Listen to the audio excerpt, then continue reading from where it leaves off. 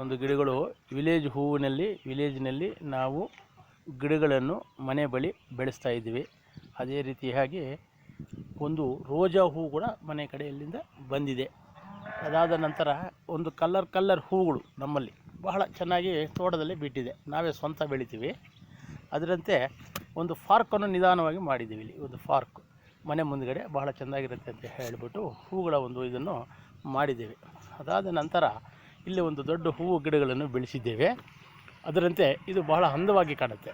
ಇದು 6 ತಿಂಗಳಿಗೆ ಒಂದು ಸಲ ಹೂವು ಬಿಡ್ತಾನೆ ಇರ್ತದೆ. ಇದು ಮನೆ ಪಕ್ಕದಲ್ಲಿದ್ದರೆ ಬಹಳ ನೋಡಲಿಕ್ಕೆ ಬಹಳ ಚೆಂದವಾಗಿ ಇರ್ತದೆ. ಅದೇ ರೀತಿಯ ಆಲಿವೈ ಅಂತೇಳ್ಬಿಟ್ಟು ಇದೊಂದು ಗಿಡ. ಅದೇ ರೀತಿಯಾಗಿ ಒಂದು ಹೂವುಗಳನ್ನು ನಾವು ಬೆಳೆಸ್ತಾ ಬಂದಿದ್ದೀವಿ. ಅದೇ ರೀತಿಯಾಗಿ ಮನೆಗೆ ಬೇಕಾಗಿರೋಂಥ ಒಂದು ಸಾಮಗ್ರಿ, ಒಂದು ಕೊತ್ತಂಬರಿ ಗಿಡಗಳು ಅದು ಇದು ಅಂತ ಬೆಳಿತೀವಿ. ಅದೇ ರೀತಿಯಾಗಿ ಇಲ್ಲೊಂದು ನೋಡಿ ಹೂವು, ಇದು ದಾಸಾರ್ಲೆ ಹೂವು ಅಂತ ಹೇಳ್ಬಿಟ್ಟು ಬರ್ತಾ ಇರ್ತದೆ.